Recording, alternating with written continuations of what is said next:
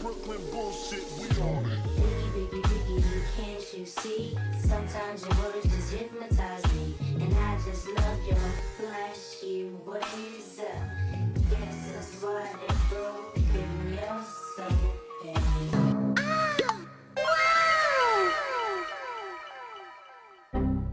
Hey everybody! So I hope everything is well with you. Today's tutorial is on how to install Faux double-ended dreads. Now basically what I like to do first is I need to figure out how many dreads I'm going to need for my head. I know I usually need about 20 to 25, but if it's your first time you should go through your whole entire head in layers and try to see how many layers you're going to need, which is usually from 3 to 4 layers. And you're going to want to go through and see how many sections of hair are going to be in each layer. So for me, I do about this size of a section, and I do about 4 to 5 sections with this size on my head, as you can see. And so something you want to note is you can make perfect squares to where you're going to put the dreads, but for me, I like it to look a little bit more uneven because it seems more natural that way, and it's also less time consuming, so that's just up to you.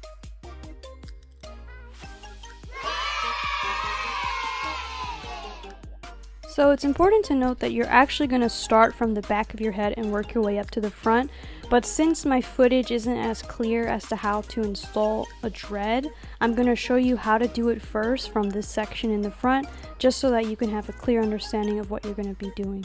So you're going to grab a section and you're going to split it in the middle, and you're going to put a dread from its center point, and you're going to place that right in the middle of the section. And I usually like to bobby pin it up just to hold it in place, that way I'm not trying to hold 3 things at the same time.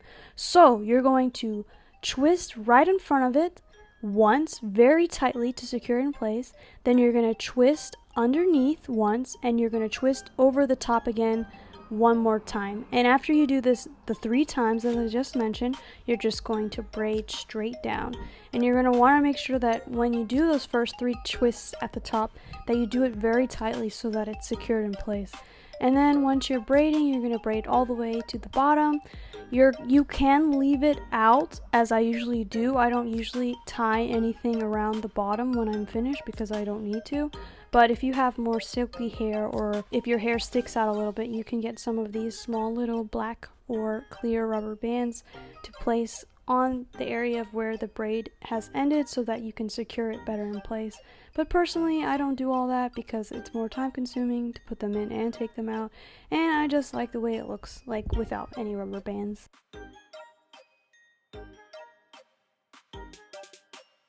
Aww. So now, how to start from the back. So you can go from right to left or left to right, just your preference. I usually go from left to right, and I do the same exact thing that I just showed you. I split it down the middle, then I place the center of the dread right in the middle of this hair, and I pin the dread up so that it's in place, in the exact place. And then, as I showed before, you're going to twist over the top of it, crossing over the dread. And then once both pieces are on the opposite side, you're going to twist underneath.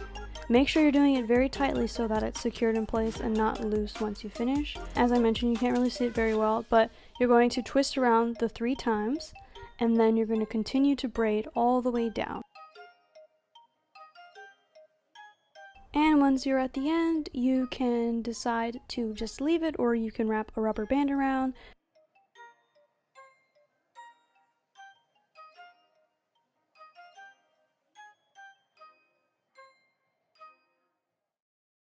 And an easy tip that you can try is that once you have your dread locked in place by twisting it around 3 times, you can pull the dread up towards the front to continue braiding down. That way you're not braiding backwards, because your arms will get tired really fast if you do that. And also it's much easier, as you can see how I pull it to the front to braid it down and not try to braid it behind my head, because that would just doesn't work.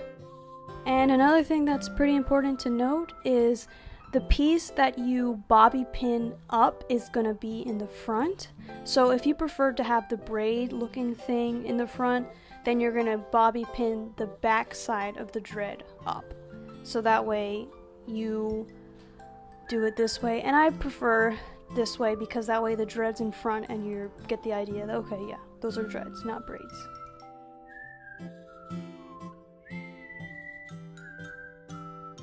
So now lastly what you want to do is the front.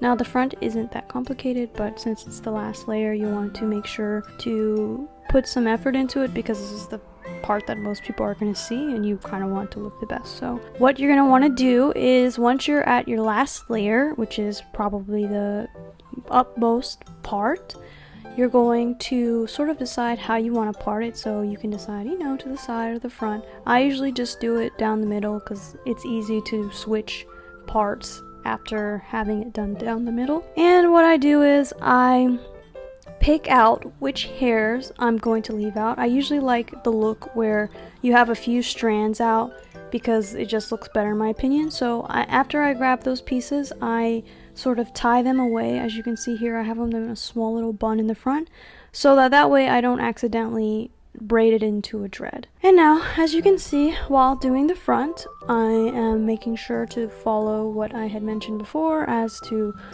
putting it in the middle and bobby pinning it in place.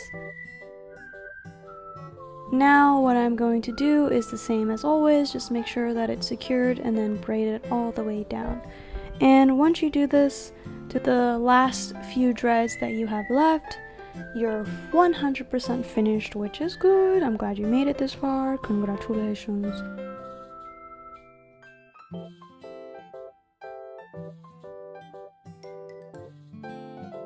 And you're just going to take out the hair from the small hair ties that you did in the front, and then you're done. Can't you see? Sometimes